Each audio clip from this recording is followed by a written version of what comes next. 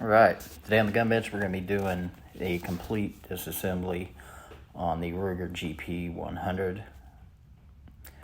Pretty easy disassembly. Need a couple specialty tools, but we'll get right into it. First, make sure you're completely clear, cylinder's empty, and then we'll start by removing the grip. And I apologize, this is a voiceover. My mic did not record through the first part of this, so it will pick up into real time here soon. So always talk about using hollow ground screw driving bits anytime you're working on a firearm, so you're getting the best, tightest fit in the whatever fit or screw you are using possible. So it's best to always have some so you don't booger up the screws that you're working on. So you want to come in and first remove the screw at the bottom of the grip. So we'll just go ahead and remove that.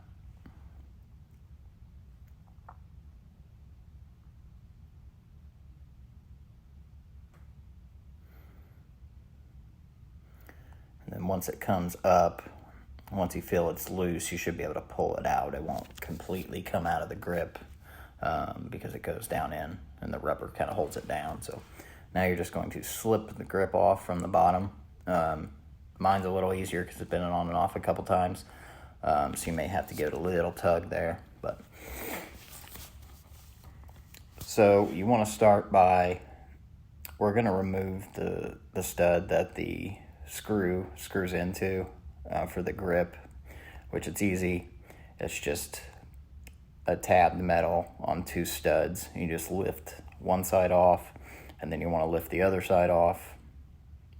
Make sure that both sides are slipped over the nub, and then you're just going to pull it straight off.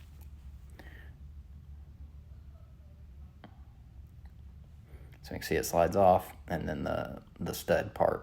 Hey, before we get back to the video, we in the firearm community carry guns for the personal protection of ourselves and our family. But what about online protection? Keeping yourself and your family safe from the scammers, the hackers, spammers is sometimes something that's often overlooked until it's too late. And that's why I use the sponsor of today's video, Aura. Aura does so many things to aid with cybersecurity, VPN, credit monitoring. They scan our devices for malware and viruses, and they have parental controls. The online vault's probably one of my favorite things. Remembering passwords for everything is difficult, and with some websites requiring special characters or varying links, I admittedly used to keep all my passwords. I didn't use daily in the notes section of my phone, and that's obviously not something I want getting out into the wrong person. And with the online vault, I can keep all these passwords safe and even use them as the autofill on different devices as opposed to using something like Chrome. Or it scans email and password leaks and alerts you if one is found. We sign up for so many random small things online and just put the same password in for everything. But if that password ends up in the wrong hands, they'll try and use that password for more secure things like your bank account or other personal websites. I received this alert from Aura the other day saying a password was leaked. Initially I thought, well, it's probably an old one I don't use anymore. But no, it was my main password, which I thought was secure. That's the password I use for almost everything. And you can see my email, password, and this certain website. All this info was available on the dark web. Without Aura, I would have had no idea until it was too late. With these major companies like AT&T having huge data leaks, I'm glad that I have protection that Aura provides. Give them a try, 2 weeks completely free at the link on your screen or down in the description. You can download the app for your phone and your computer. Give it a shot. It's easy to use. Put your mind at ease. Let's continue with the disassembly of the GP100. Okay, so next would be your hammer spring, mainspring, and hammer strut. Pretty easy to disassemble. When you go to cock the hammer, so cock it back, and then you'll see that pushes the mainspring down and then exposes a small hole. And then what you need to do is get something strong, like a roll pin is what I'm going to use here, and make sure it's short enough. Just stick it through the hole.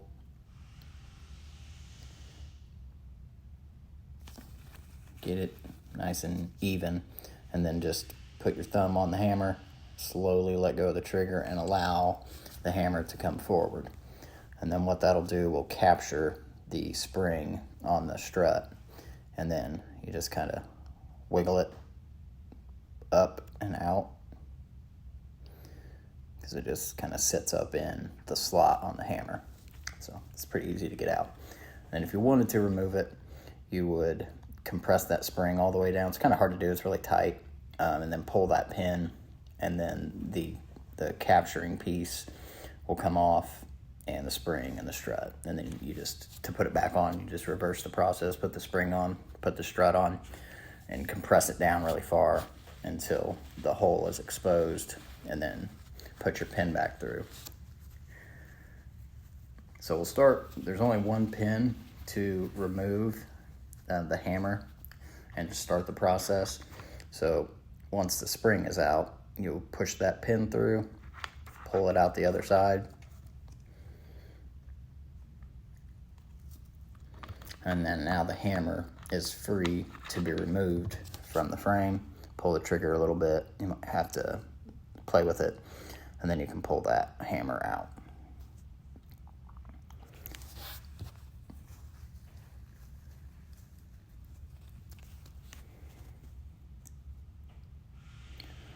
So now we'll take the hammer. If you want to remove the hammer dog and its pin and its plunger and spring, there's one small tiny pin there.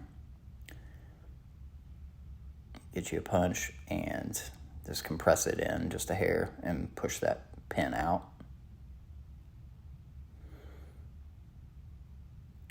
And then the dog and the spring and plunger will come out.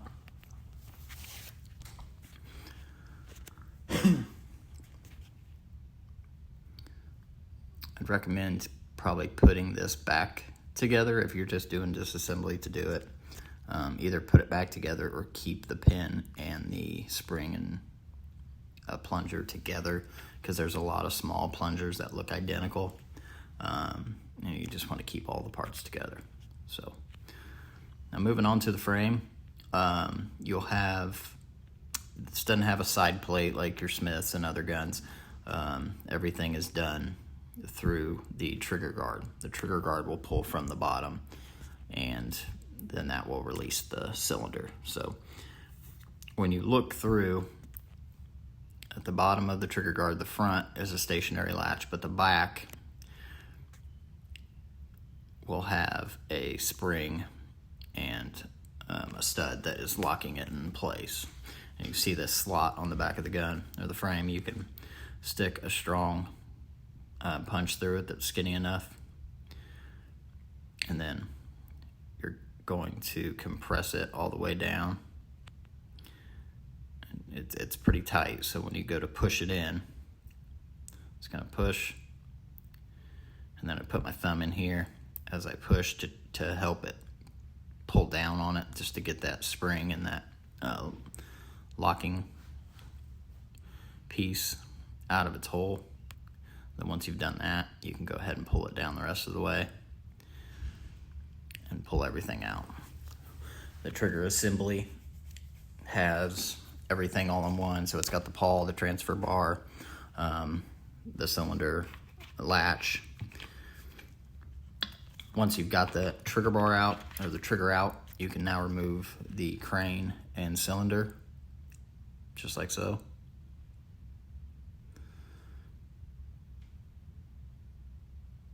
And now we'll start to work on the rest of the frame.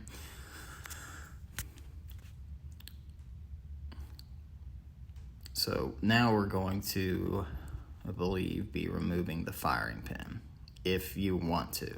If not, I don't recommend removing it. The firing pin on this style it's a threaded stud with the firing pin inside, and then the two holes on the side are, a special tool is required to be able to go in there, and so you can unthread it and get it out. So I'm talking about something here, I don't know what, probably those two holes. And so you can look it up. Ruger firing pin removal tool. You'll see the one I have here, how it's shaped. Now, one came in one of the Wheeler gunsmithing sets, screwdriver sets I have, but it didn't fit. I had to modify it. I had to grind off the edges to make it actually fit in there. So I don't know if that's what it was supposed to be for, and it just, maybe newer model Ruger's, it doesn't fit. But it was not going in there, so I had to grind down the sides and open up the insides a little bit. But essentially, it's just a hollowed piece. It'd be pretty simple to make something like this out of a small screwdriver. Just grind it out, which we've done for another special tool that you need later on in the disassembly. Now, this pin does have Loctite on it. The pin, or the firing pin, and the cylinder release pin screw has blue Loctite on it. So it wouldn't hurt to lightly take a hairdryer or a heat gun to just kind of heat up that area. And that's what I'm doing here, is just trying to loosen up the Loctite a little bit. It's gonna help. It's gonna make everything a lot easier, especially with that. If you made the tool and it doesn't fit in there so perfectly, you don't want to have to torque real tight. So that's gonna help, just very lightly, 10 seconds. It's gonna help a little bit. So now we'll go in here and remove this. Make sure that the two studs go into the two holes. And this is a standard counterclockwise removal. So I'm going to be turning it lefty, loosey, righty, tighty. We're just going to unscrew that. And then what comes out is the threaded stud, the firing pin, and its spring. So you can see the blue Loctite on there and its spring. That just fits down in there. And that's what makes it go bang. So next thing, and this is one I probably wouldn't remove. I've one of a Ruger I owned before that I got used. Somebody tried to remove this pin and it was jacked up.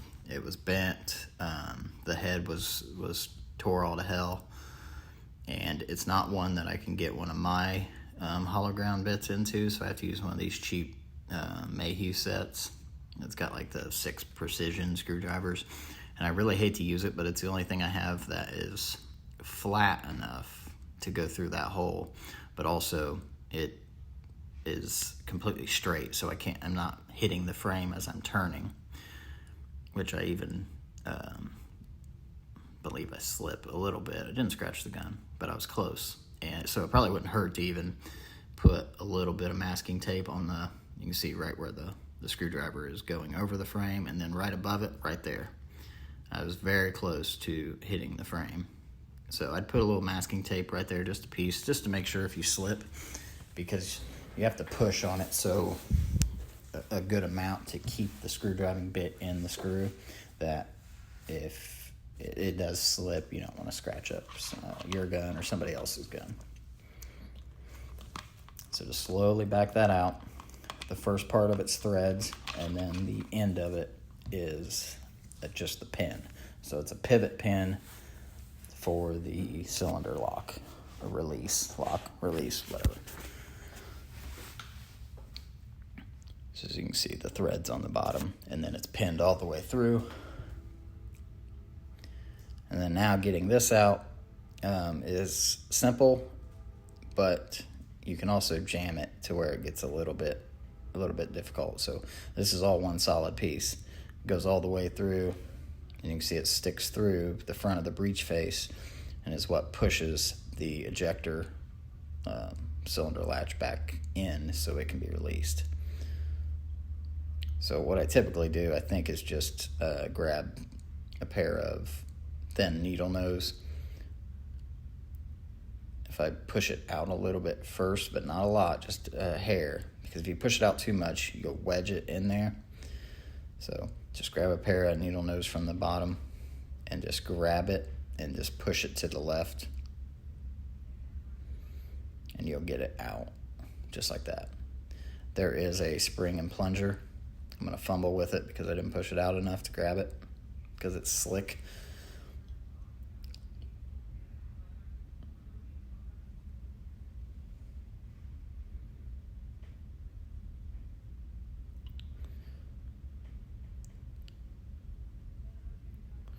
There we go. And you can see the spring and plungers right here. It won't go flying out. It's under very little tension. So it just pulls right out. I'm going to put it back in here so we don't lose it.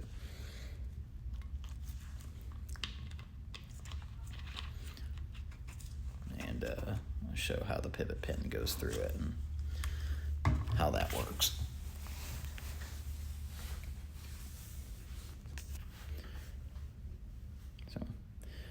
Push in, releases the latch, and then your cylinder is ready to release. So now the frame is completely stripped besides the sights. The front sight's really easy. You just push in there with a punch, push it in, and then the sight pops out, which I'm sure a lot of people have changed theirs out because it comes with the extra sight, I'm pretty sure.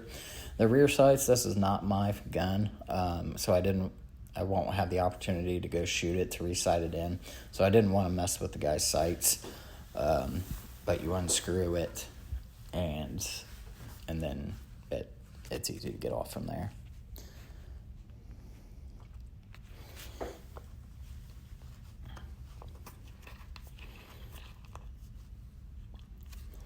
I'm probably mindlessly talking, not saying anything important. Probably what I just said, but in a longer form. So, frame's complete. And now we're going to move on to the cylinder. And now we'll get into the part where the mic isn't screwed up. So, all right, we're back. We had some audio problems there, so I hope my overlay of my explaining what I was doing worked out. So I'm going to cut to here of taking the cylinder apart. So the first thing you're going to want to do is remove the crane from the ejector rod itself. And it is put in by a pin, but then it's also got a plunger that's holding that pin in. So when you flip it over, you have this pin, which is this head on this side, but you can't just push that out because there's a spring and a plunger down in this hole that's capturing that pin, and you'll see when I take that out. So you have to kind of three-hand it here by sticking a punch down into that bottom hole, kind of holding it with your finger, pushing in on that, and then take another punch and push that pin out. And now you can see how that pin has a head to it. That's where that plunger goes in between and locks it in. So once that's out, let this punch out slowly, and then your crane latch here is just sprung in, and it has a plunger and spring down in this channel that you pull out. So small plunger spring. Keep that all together, and then the ejector rod itself, you'll pull that straight out, and then the crane will separate from the cylinder itself. By pulling straight out, it might have a little tug to it. It has 2 ball bearings that are staked in here that you want to make sure don't fall out. That's as far as you can go on this. As far as I know, I don't think you can get that spring and plunger out of there. I'm sure you can, but there's no reason to. It may be staked in there too. I can't remember that coming out on my trial run. So it doesn't just come out. But keep this safe, don't drop it, because those ball bearings are staked in there, but they will come out. They can come out fairly easy. So ejector rod, now your cylinder, this is where If you want to disassemble it, you're going to need a special tool. And I made this one, this here screwdriver, just a old flathead that I've cut a nice slot in, because if you look down in here, you'll see that this retainer that's pushing on the cylinder release pin is the pin that comes all the way through, is through a small screw. It's not really a screw, but whatever. So when you look down in there, you can see it's got a slot in it, so it's slotted, but it also has this coming through, so you can't just stick a flathead down in there. So the tool, the right bit for it is a slotted, it's kind of like one of these hollow ground ones, but it's got a hole through it. But you could take a flathead like this and cut a nice slot into it, and then when you go in, you can make sure that you are in that slot well. Now this is left-handed thread, reverse threaded. So you're going to tighten it to loosen it, so clockwise. So I'm just going to, now I have it somewhat pre-loosened, but I'm just going to make sure that I'm in the slots well, and I'm gonna turn. I keep my thumb so this doesn't push. If this pushes out, then it's just gonna wanna spin. So this locks it in when it's in its home place. So just rotate that screw out, and just make sure that your screwdriver is not catching on the rod and bending it. You'd have to put a hell of a lot of force into it to bend it, but you just want to make sure you don't want to bend stuff. So just tighten or loosen that up, and then the spring, and that will come out. So you can see how it's got a hole through it.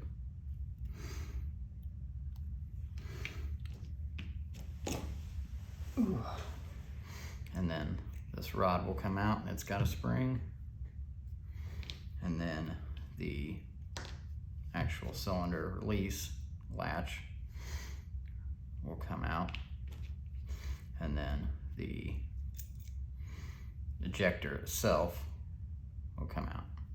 So that's removing the cylinder. So if I didn't explain it, the ball bearings that slide through here, when you push the ejector rod through, it's going to push those ball bearings out to their home point just enough to where they catch inside of this little lip that goes around the inside of this cylinder hole. So that's where they catch and locks it in. So next would be the trigger. I'll go ahead and disassemble that. Pretty easy. I'm going to do it a different way than I normally do. So at the back, and this is the easiest way to do it. So I think the back of it has, this doesn't have a standard trigger return spring that you'd see in some other Rugers. It uses this plunger essentially in here that first off captures the trigger guard into the frame with this. So you have this stud that locks it into the frame spring, and then there's another cup stud inside that the trigger link pushes into. So when you push, it's compressing this spring back here, and then obviously it comes forward once it's ready. So right here you see a pin. What you'll do is put it on something hard, and you're just going to push down on that and then push that pin out, and then that lock and the pin will come out, and the spring, and then the cup. As you can see, it's got a cup in it, and I'll show you once I get the trigger out. And then from there, the trigger will come up far enough. If you pull it back, you can get the transfer bar out, and then the pin right here in the middle, you just push that out, And now the trigger will slide out. Now you have the pawl here, and it is retained by a spring and plunger back here. So and it's just on a stud. So essentially what you want to do is just keep your thumb over it. You can see that. Keep your thumb back here and then just pull straight off to the right and it'll slide off. It just sits in a hole on this stud here, in that hole. Hard to see, you can see the hole back there. And then you have the spring and plunger, which is being pressured by this, which keep these away from the cylinder latch because they look pretty close, but they're not. So when you take off the the plunger for the pawl, now the only thing left is the trigger link. So that is again just pushed out with a pin. Now you may have to give it a small, very small taparoo.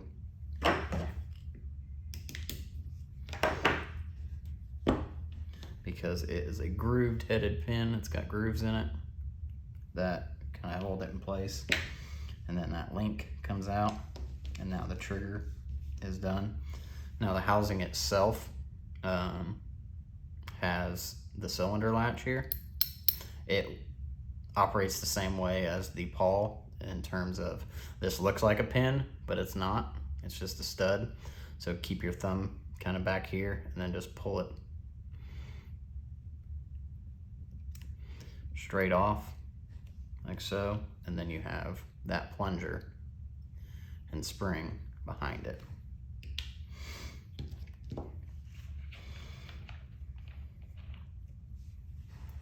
And let's see, that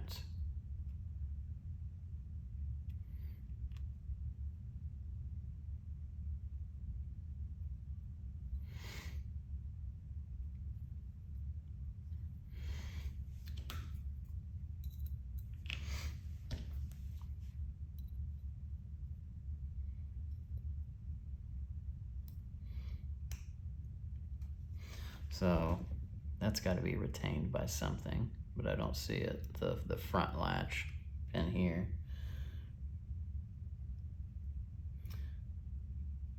I don't even know if that shows up in the diagram, so it might not be a replaceable part. It might come with the, yeah, so that would be completely disassembled on the GP100. So let's just reverse the process. All right, so now we're ready to put it all back together. So we're gonna start by putting the trigger link back in. So we'll get that grooved pin, and then it can only go through from the right side. So smooth end will go in first, and then just get it started. And then take the link, and when you're looking at it, the curved or cut out section here is gonna go towards the bottom of the trigger. So stick it through and until you see the hole on the link, and then just kind of keep pressure on it until you get it lined up. Push it through, and then you might have to give it a small tap to get it all the way in to make sure it's locked in good. So it should look like that when you're done.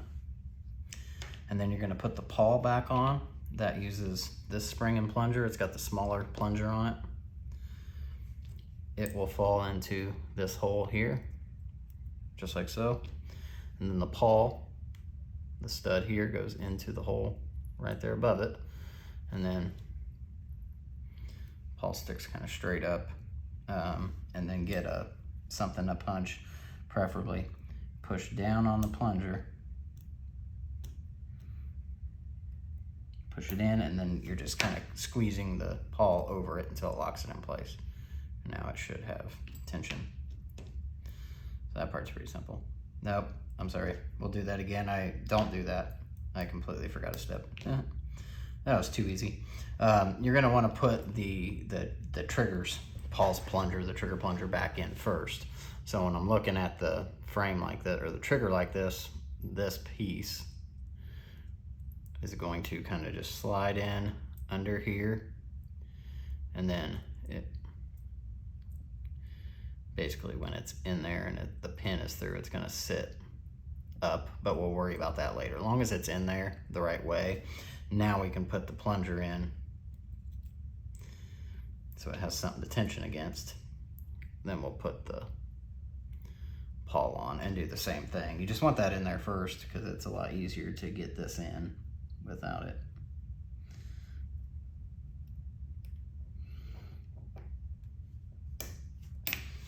Yeah, so just till it snaps over itself like that. Okay. Don't worry about the transfer bar yet. That's about the last thing I'm going to put in when I go to put it back in the frame. So I do this a different way now. So this is what I was saying. This is how this works. Is it goes in like this. This trigger link goes into that cup.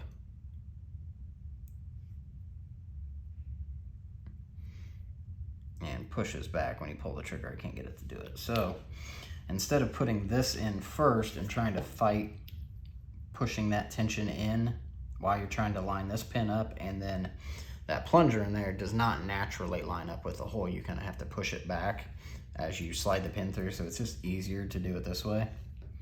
So get the, push this part, this end, I don't know what they call that. I don't know. They always have some oddball name for it, but it is somewhat slotted to be squared, so you want it as a rectangle, so you want to kind of get it in there and make sure it's the right way, and that it's somewhat in its slotted position so it sits in the link sits in there sideways, essentially, like this is. So it's kind of like a small rectangle, so you wouldn't want it to be the opposite way, which we are. And then what I do is I might go ahead and get the spring. So, and now as I put the trigger down in there, I'm gonna make sure that that link gets pushed against that, and it kind of goes into the little cup, which it almost naturally wants to do. I might shake it a little bit just to make sure. And then once I know that it's in there, I can go ahead and put the pin through and at least capture that. So I know it's in the right spot. If not, then this head here will almost be hidden because it'll want to be a little further up if it's not in the right spot. So you'll kind of know. Start pushing your pin through, and then get a punch and push that pawl plunger back a little bit until the pin slides through all the way. And now the trigger is, so if I put spring tension back here, there's not enough, but it wants to push the trigger forward. And now you'll put the actual latch part in. So the flat space is going to go up, and you'll push it in, get the small pin ready, just go ahead and push it in there so it's ready. And then make sure it stays upwards, flat part up, push down on your desk, and push the pin through until it comes all the way. And now that should be very hard to push, and your trigger should have return tension.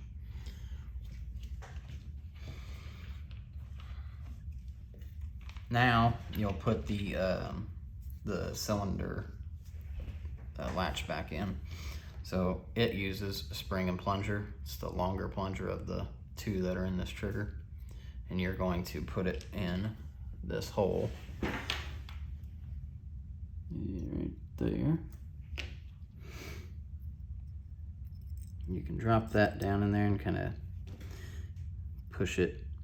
Might have to pull the trigger a little bit just so you can make sure you go past it. And then take the the latch itself and slide it on so that obviously this faces upwards.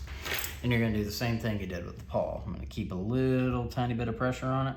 I'm gonna push that plunger in and snap it over it until it goes all the way back. There should be no gap between these two.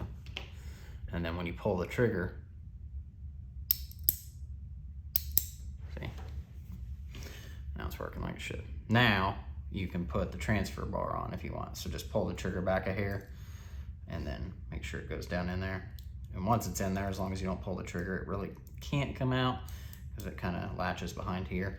That's another way you'll know that if you didn't get this in right, if the link didn't fit into that cup correctly, the trigger will want to stay back further, and then this won't go in, or it'll want to just fall right out without the trigger being pulled back. So that is complete. Now we'll do the flashlight. Now we'll do the cylinder. Going to take our ejector rod, the latch pin, and drop it through. I'm stupid, sorry. Obviously you want the round end coming out, and then the flat end of this spring will go in like so. And then you're gonna put the spring, no, sorry, don't do that. You want to put it in the cylinder first.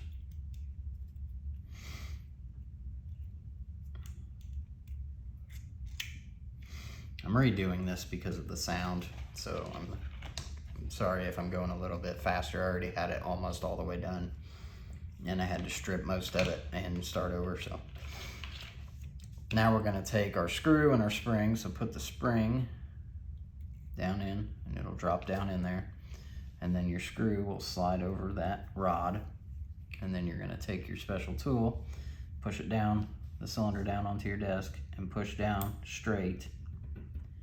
And now you're going to counterclockwise tighten it.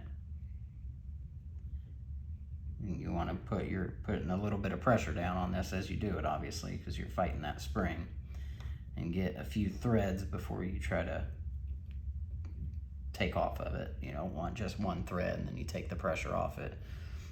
Could end up marring the threads. But tighten that down until it's snug, and then I'm gonna make sure it's nice and tight. Simple. Okay, so now when we go to put the crane back together, I got the spring here, you're gonna wanna start by putting the crane into the cylinder itself, and then get your spring. It's got the very small plunger, and then when you look down into this slot, it's got a hole that you're going to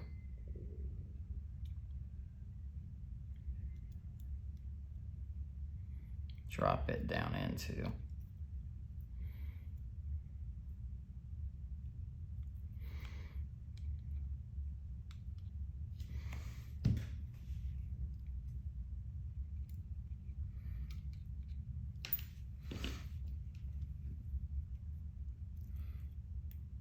Just easier to use my fingers. So push that down in there, kind of set it in there a little bit, and then go ahead and put the ejector rod in. You're gonna want this longer slot towards that spring you just put in. So the slot here is gonna be up. So push it in.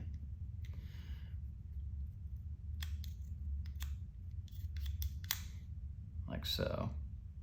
And then you're going to take your pin from back here, and when you put this in, this cutout here, the longer one, is going to be where the pin or that plunger pushes up into, and this sharper edge is what goes into this slot. So drop it down in there, and then what you have to do is get the pin, like just barely put in a hair. You don't want to put a whole lot of pressure on it yet. I use my middle finger And then you got to get your punch, because you got to depress this plunger to get that pin to start through. So if you just push in, I've at least got the plunger or the pin captured. I'm still gonna have to push on it, but I'm gonna push down and get the latch lined up. And then I'm gonna push in while I'm pushing that pin up and through, and it'll come up and sit flush here. And now the cylinder and the ejector rod is locked in. So it's fairly easy to do. It's just kind of all three hands together doing it. All right, now we are ready to bust the frame out and start getting those things put back together. So let's start with the firing pin. So if you did remove this, I recommend that, even though there is some blue Loctite left on here, I would get some and then just put a little bit on the threads. And then what you'll do is just, basically you're just gonna drop it in there and screw it in. So if you can get it in there, might have to use a pair of pliers or something, and then get that bit that you made. And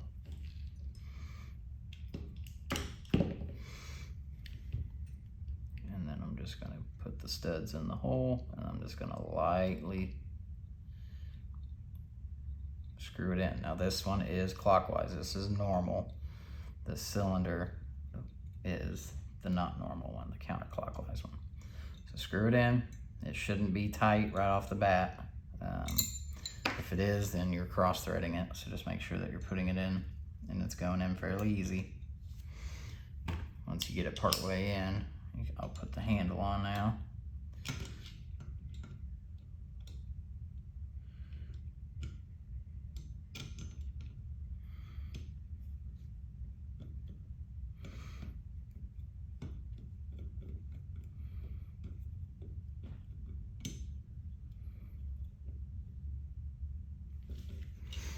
Go till it stops, so it's now in there. And then now I'm going to put the cylinder release in, lock, lead, release, whatever. Put your spring and plunger in if you took that out. And then this part can get a little tricky because you got to get this stud through the breech face hole here. So when you put it in, you have to, if you put it in at an angle like you would think it falls in there, then you won't be able to push that over, because obviously it's metal, it doesn't bend, so you have to get it kind of all at the same time. So typically I think I'll have that spring kind of sitting on the outside ready, and then I'm going to kind of push it in with my finger, so I'm putting it in as straight as possible. I'm just kind of popping it in there. And then if I did it right, which I don't think I did, should be able to go in here, there we go, and push it to where now the front of it is sticking through the breech face at least. And I don't know if you can see that, but it's not sticking off to the side or anything like that, because it will. Now you can put your pin through. Now then again, I would just put a little bit of Loctite on there, and then drop the pin in, just lightly push it through. Now you should have to kind of wiggle the release around a little bit, and then once it gets to that point, now you can start to tighten it up.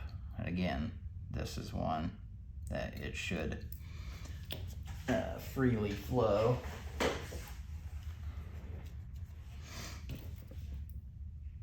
Freely turn, you're not, just like any other screw.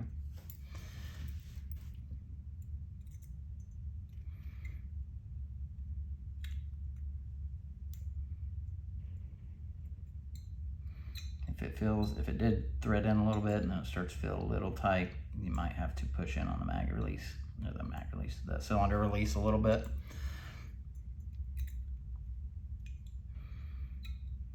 hate using this screwdriver. I would definitely not recommend taking this out unless you absolutely have to, just because it's just daunting. I mean, it's not my gun, so I mean, if it was mine, I really wouldn't care if I came off and nicked it or scratched it. I mean, I would, but I wouldn't care as much as somebody else. Screw that in until it's tight. Okay. Obviously, this is going to be tight. There's nothing, it's not pushed against it. Now, we will put the, yeah, I usually go ahead and put the cylinder in. So it's just going to slide in like this and then up. Make sure it goes in all the way. And I just kind of leave it out. I mean, I don't like to latch it because I don't know why. Let's see. I don't think it matters. Oh yeah, because it pushes the cylinder out and it's harder. Well, yeah, it doesn't matter. You can do it like this.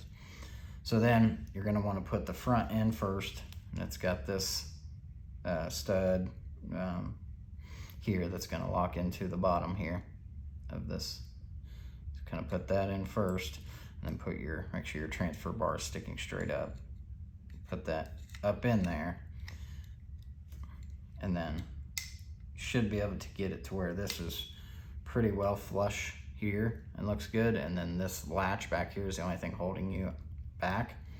And then when you look in though, you want the transfer bar to make sure that it is outside on the same plane as the firing pin. So you don't want it to like go up behind it, or you're not going to be able to push this up in there. So that's I think one of the reasons why I did put the cylinder latch out, because it pushes it out and it doesn't allow the transfer bar to fall inwards. And when I go to push this in here, it'll all fall in place. So now I take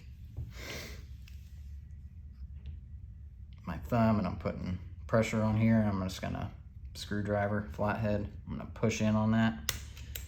And before I click it all the way in there, so I make sure that the transfer bar is in the right spot, because it sometimes will want to slide off to the side like it just did. And now that I know it's in there right, double check. I'm gonna click it shut. Okay, so now we're working there. We're ready to put the hammer back on.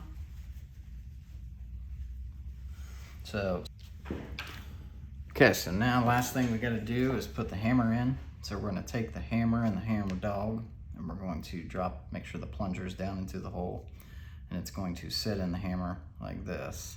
So you just gotta push it in there and then get the pin. You can go ahead and start the pin from the other side. Just kind of push it in until it goes all the way through and it's flush on both ends. It should look like that. And then what you'll do is drop the hammer down in here, and then you're gonna line up that hole. You might have to pull the trigger and push just a hair to start the pin. So we'll go ahead and get this in place first. It fell out.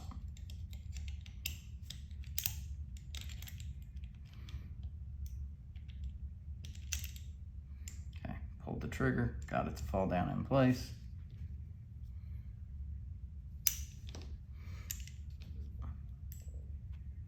Go ahead and get the pin back in. Kind of lift up.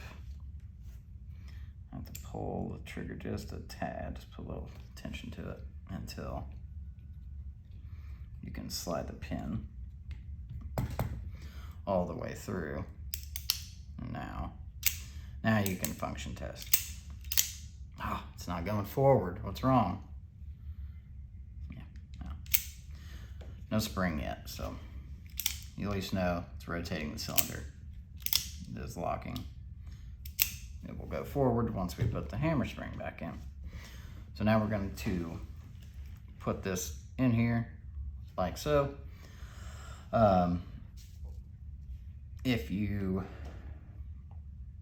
because if you did compress it for some reason, or take off the spring for whatever reason, then you can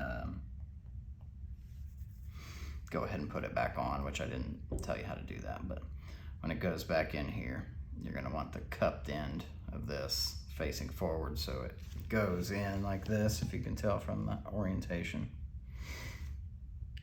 And then I'm going to kind of put it up in there, and when I'm looking, I can see down through that slot, kind of into the back of the hammer, where it's going to go.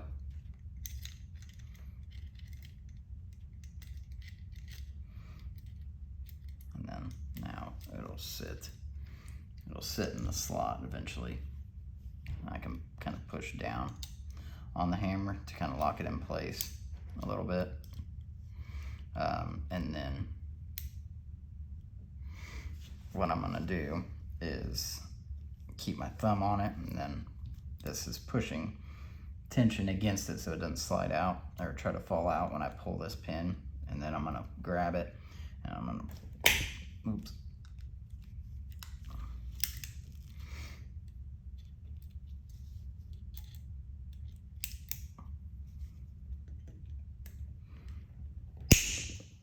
Usually I can pull it right out like that.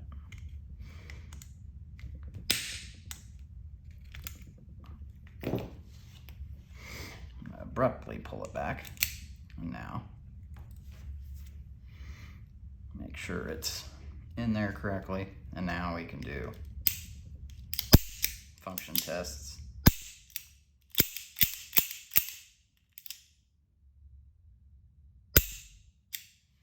Okay, good. Now to put your grip back on, you're going to put the capturing pin on, and then you're going to slide this over it, and then pull out the tabs, and then just lift it up onto it. Make sure you get it on both sides, and then you can just kind of push it on until you get both sides on, like so. And then the grip, I'm gonna keep it. It's like the threads moved just a hair.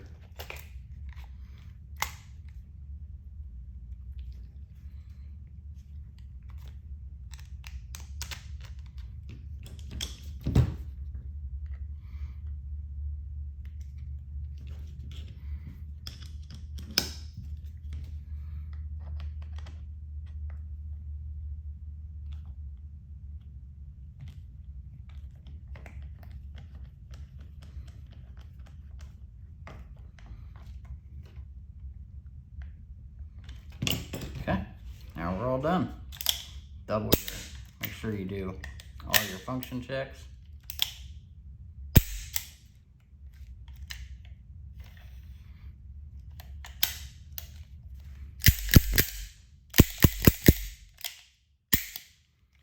And that is the complete disassembly on the Ruger GP100, and many other Rugers are very similar. So yeah, so we'll be back next week. I think we're going to do a Rossi 38 special, so another revolver. So subscribe if you want to see that. And remember, check out Aura. This isn't the only protection you need. Online protection is one of the most important things you can have. So we'll see you next time on the Gun Bench. Thanks for watching.